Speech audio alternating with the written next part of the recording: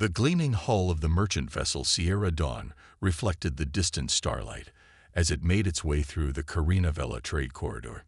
Captain Sarah Chen stood at the bridge, her experienced eyes scanning the sensor readouts that painted a picture of seemingly endless void around them. This route had been safe for the past decade since humanity's expansion into deep space, but something felt off today.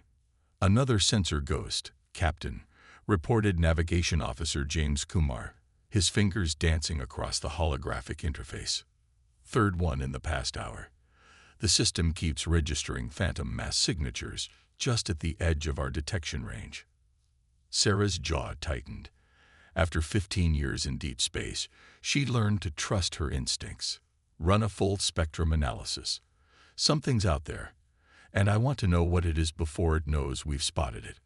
The bridge crew worked in focused silence, the only sounds the soft hum of equipment and occasional beeping of status updates. The Sierra Dawn was officially a Class 3 merchant vessel, but like most human ships that ventured this far from Earth-controlled space, she carried a few surprises behind her civilian facade. The attack, when it came, was unlike anything humanity had encountered before. The pirates emerged from what appeared to be tiers in space itself, their ships organic-looking constructs that defied conventional physics. The vessels resembled massive jellyfish, translucent and flowing, with tendrils of energy that reached out toward the Sierra Dawn. Multiple contacts. Kumar's voice carried the sharp edge of controlled panic. 7. No, 9 vessels. Configuration unknown. They're not in any database. Sarah's training kicked in. Battle stations. Deploy countermeasures. Get me a channel to Central Command, Priority Alpha. But the pirates had clearly done their homework. A wave of interference knocked out their quantum communications array before they could send a distress signal. The alien vessels moved with impossible grace, surrounding the Sierra Dawn in a complex three-dimensional pattern that cut off every escape vector. What the pirates didn't know, however, was that they had just made a crucial mistake.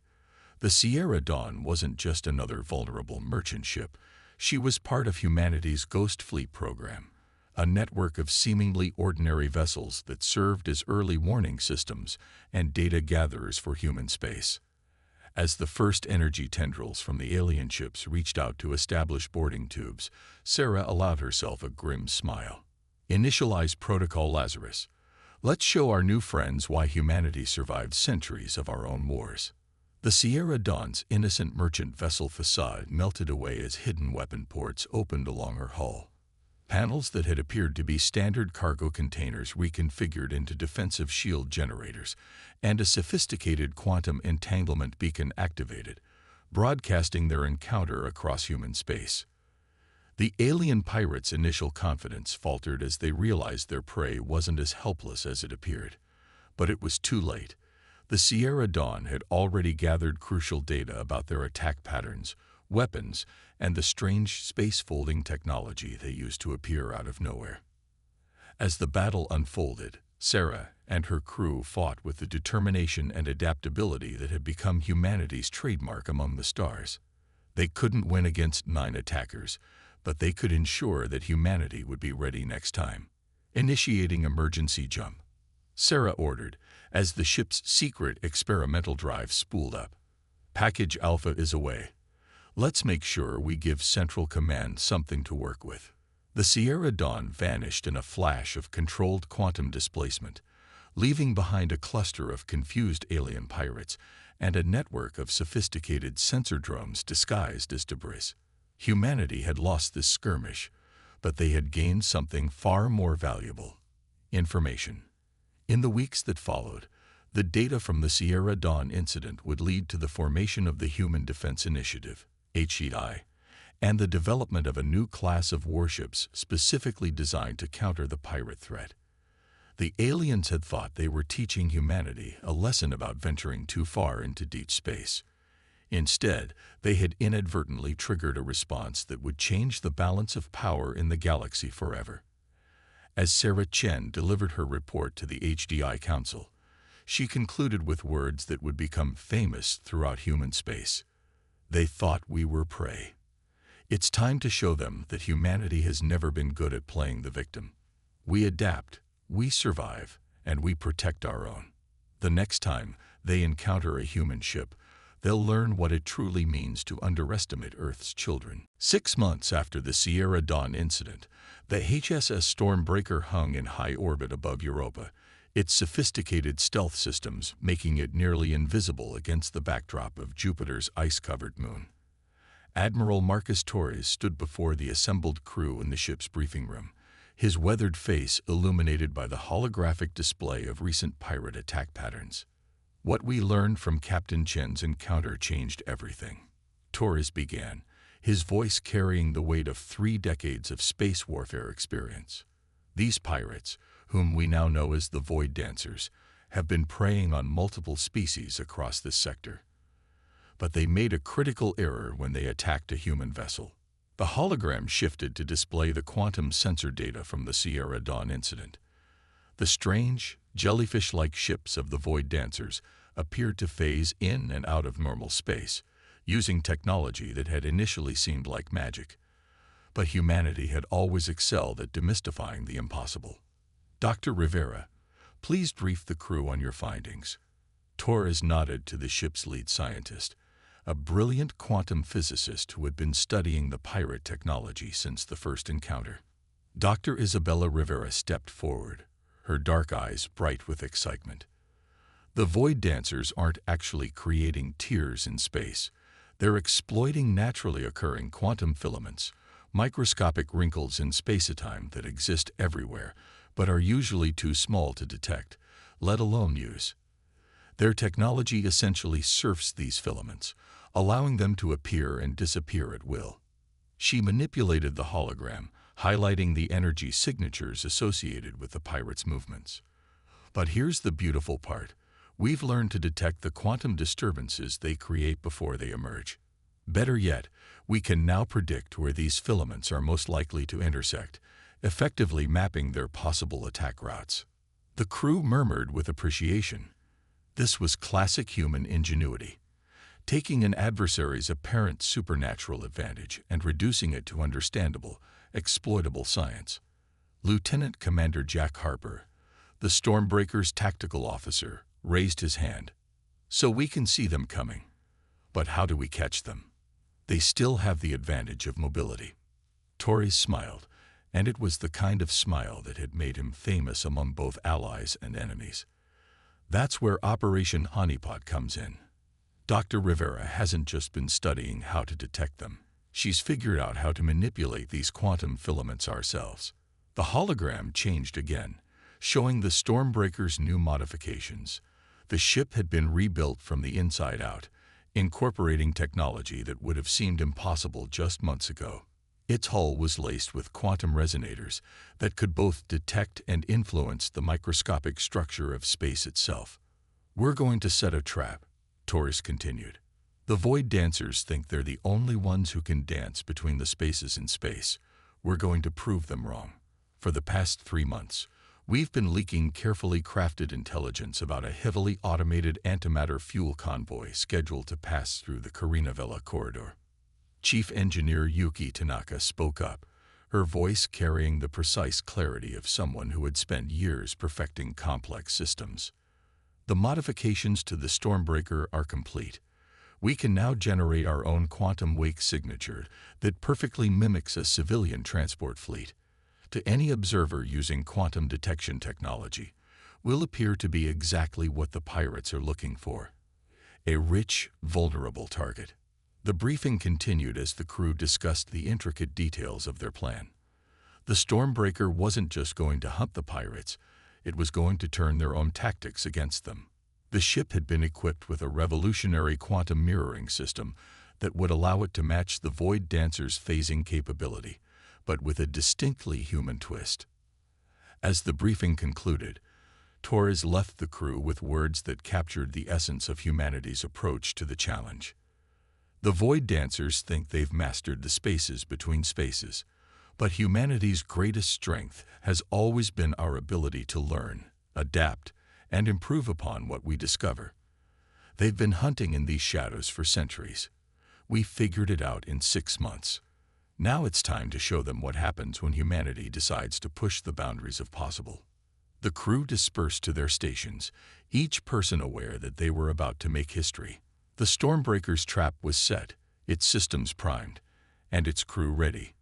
In the vast darkness of space, a new kind of hunt was about to begin, one that would remind the galaxy why humanity had survived countless challenges to reach the stars. The void between stars seemed to ripple as the HSS Stormbreaker glided through space, its quantum resonators projecting the signature of a civilian convoy. Lieutenant Sarah Wu sat at her sensor station, watching the delicate dance of energy patterns that masked their true nature. After 3 weeks of playing bait, the crew had perfected their deception. "Contact," Wu announced, her voice steady despite the surge of adrenaline. Multiple quantum filament disturbances forming at bearing 347 Mark 218. Pattern matches Void Dancer signatures. Admiral Torres nodded from his command chair, right where Dr. Rivera predicted they'd appear. "Status of our quantum envelope." "Holding steady," Chief Engineer Tanaka reported from engineering. "The pirates are seeing exactly what we want them to see. 6 vulnerable transport ships, fat with antimatter fuel, and minimal escort." The bridge crew maintained their composure as the quantum sensors tracked the approaching Void Dancer vessels. Through their advanced detection systems, they could see what had previously been invisible: the complex web of quantum filaments the pirates used for their hit-and-run attacks. "They're taking the bait," Tactical Officer Harper reported, his hands hovering over his controls. "I count 12 vessels emerging from quantum space. They're deploying in their standard attack formation." Torres allowed himself a small smile. "Launch our quantum sensor drones. Let's make sure we record every second of what's about to happen. The rest of the fleet will want to study this." The Stormbreaker had released hundreds of microscopic drones over the past weeks, each one capable of detecting and tracking quantum disturbances. They now formed an invisible net around the battlefield, ready to gather data on every aspect of the coming engagement. The first communication from the pirates came as expected, a demand for surrender in multiple galactic languages. The Stormbreaker responded with seemingly panicked civilian distress calls, playing its role perfectly. "They're moving to surround us," Wu reported. "Classic encirclement pattern. Quantum filament density is increasing. They're preparing to phase through our shields." Torres straightened in his chair. "Dr. Rivera, you're certain about the calculations?" The scientist's voice came through clear on the comm. "Absolutely, Admiral. The quantum mathematics is solid. When they try to phase through what they think is our civilian shielding, they'll hit something they've never encountered before." The Void Dancers struck with the confidence of predators who had never known failure. Their ships rippled through quantum space, energy tendrils reaching out to grasp what they thought was helpless prey. The moment they committed to the attack was the moment humanity's trap snapped shut. "Quantum mirror engaging," Tanaka announced. The Stormbreaker's revolutionary defensive system activated, creating a precisely calibrated quantum interference pattern. The pirates' phasing technology, instead of allowing them to slip through the ship's defenses, suddenly locked them into normal space. "Multiple targets locked in phase," Harper called out. "They can't retreat into quantum space. Weapons are hot and tracking." Torres's voice carried the weight of centuries of human military tradition. "Show them what happens when you corner humanity. All batteries, fire at will." The Stormbreaker's innocent facade vanished as weapon ports opened along its hull. But these weren't conventional weapons. They were specifically designed to target the quantum technology that gave the Void Dancers their advantage. Beams of coherent quantum energy struck the trapped pirate vessels, disrupting their ability to manipulate quantum filaments. The pirates' response was immediate and desperate. Unable to phase out of normal space, they attempted to fight conventionally. But the Stormbreaker had been built for this moment. Its systems optimized for both quantum and traditional warfare. "They're trying to coordinate a counterattack," Wu reported. "But their command and control systems rely on quantum communication. They're fighting blind and separated." The battle that followed would later be studied in military academies across human space. The Stormbreaker moved with precision, its weapons systematically disabling the pirate vessel's quantum drives. The Void Dancers, for the first time in their long history of raiding, found themselves unable to escape. "Enemy vessels are powering down," Harper announced after 20 minutes of calculated warfare. "We're receiving surrender signals from 9 ships. 3 are attempting to self-destruct rather than be captured." Torres's orders came quickly. "Dispatch boarding teams to all vessels. Priority on those attempting self-destruction. Dr. Rivera, I want your science teams ready to analyze every piece of their technology. Today, we're not just winning a battle, we're making sure these raids never happen again." As the Stormbreaker's crews secured their victory, the quantum sensor drones continued their silent observation, recording data that would help humanity understand and counter the pirates' technology across the galaxy. The hunters had become the hunted, and the lesson was clear. Humanity's greatest weapon had always been its ability to understand, adapt, and overcome. The captured Void Dancer vessels hung in space like broken jellyfish, their once graceful forms now dark, and still under the Stormbreaker's watchful guns. Inside the human warship's secure conference room, Admiral Torres faced the first Void Dancer captain ever to be taken alive, a being whose translucent skin seemed to pulse with internal bioluminescence. The alien captain, who called himself Shadow Between Stars, spoke through a quantum translator. "Your victory today means nothing. We are endless as the dark between worlds.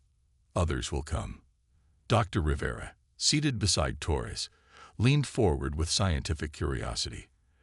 "Actually, that's precisely what we wanted to discuss. Our analysis of your quantum drive technology suggests otherwise. You're not endless. You're desperate." The alien's skin flickered with patterns that the translator interpreted as surprise and unease. Torres activated a holographic display showing the complex quantum mathematics Dr. Rivera's team had decoded from the captured ships. "Your technology is failing," Torres stated matter-of-factly. "The quantum filaments you've relied on for centuries are becoming unstable. That's why you've become more aggressive, attacking developed sectors despite the risks. You're not just pirates. You're refugees from a dying way of life." Shadow Between Stars' bioluminescence dimmed noticeably. How could you know this? We have guarded these secrets for generations." "Because we solved in months what you've been struggling with for decades," Dr. Rivera explained, her voice carrying no trace of arrogance, only professional interest. "The quantum filament network you use isn't just a method of travel. It's your home, your infrastructure, your entire civilization's foundation. And it's collapsing." The hologram shifted to show a complex model of spacetime, highlighting the degrading quantum filament networks.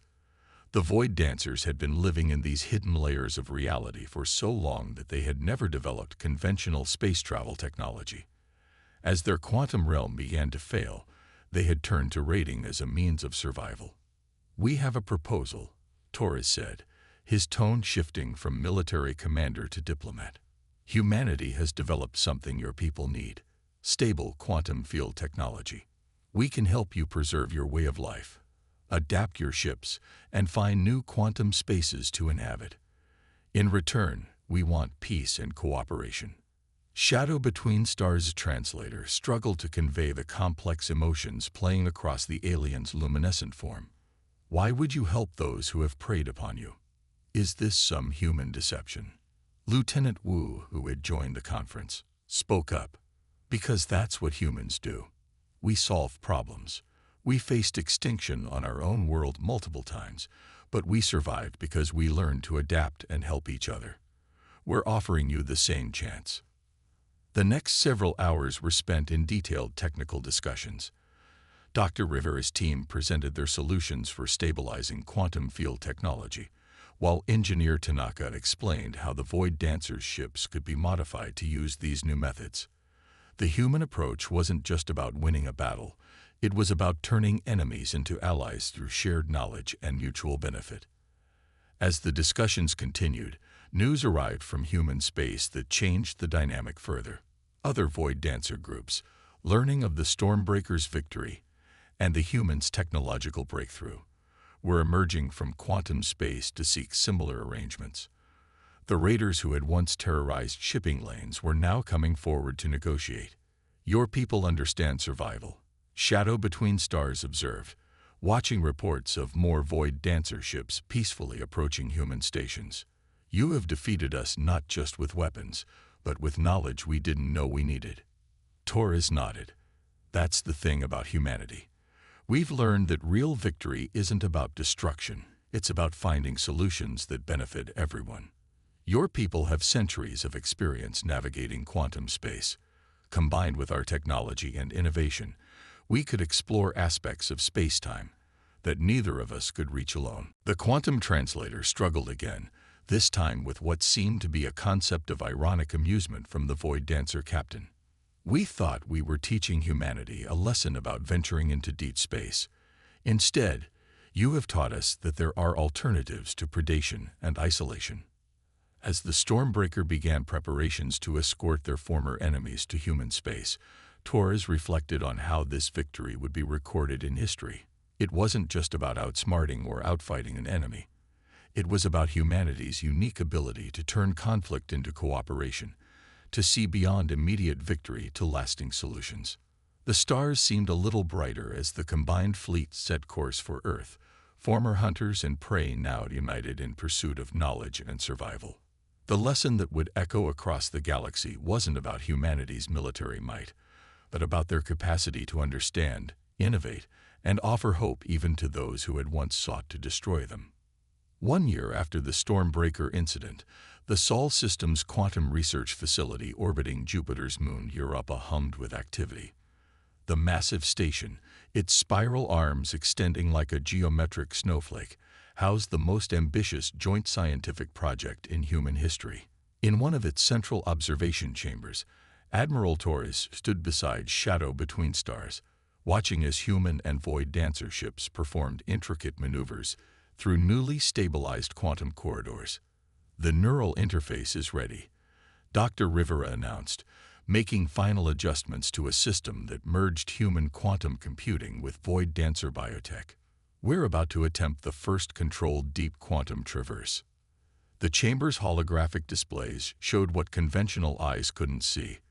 A vast network of quantum filaments stretching between stars, now carefully mapped and maintained by joint human-Void Dancer technology. What had once been hunting grounds had transformed into regulated transit lanes and research zones. Your people learned quickly, Shadow Between Stars observed, his bioluminescence patterns expressing what the translator interpreted as admiration. In one orbital cycle, you've mastered techniques that took our ancestors generations to develop. Torres smiled. And your people's experience has helped us avoid centuries of trial and error. Together, we're pushing the boundaries of what's possible in ways neither of us could have achieved alone. The station shuddered slightly as the test ship, a hybrid vessel combining human engineering with Void Dancer quantum manipulation capabilities, prepared for its historic jump. The crew was mixed, former pirates working alongside the same human officers they might have once attacked. Lieutenant Wu's voice came through the comm system. Test vessel Quantum Bridge is ready for deep traverse. All systems nominal. Permission to proceed. Granted. Taurus and Shadow Between Stars responded simultaneously, their voices overlapping in a moment that symbolized their people's new partnership. The test ship seemed to elongate, its form stretching like pulled taffy before vanishing into what appeared to be a ripple in space itself. Seconds later, sensors detected its successful emergence in the Proxima Centauri system, a journey that would have taken conventional ships months to complete. Transit successful, Wu reported, her voice carrying the excitement of discovery. All crew members stable. The new quantum corridors are holding perfectly. The observation chamber erupted in celebration, human and Void Dancer scientists embracing in their own unique ways. But beyond the immediate success, this moment represented something far more significant. Chief Engineer Tanaka, who had been monitoring the quantum field stability, displayed a new set of readings.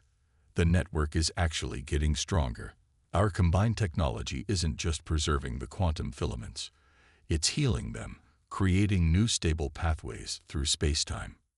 Dr. Rivera nodded enthusiastically. It's exactly as we theorized. The Void Dancer's organic technology, combined with our quantum field manipulation, creates a self-sustaining system. We're not just using the quantum realm anymore. We're helping it grow. The implications were staggering. What had begun as a conflict between predator and prey had evolved into a partnership that was reshaping humanity's understanding of space travel.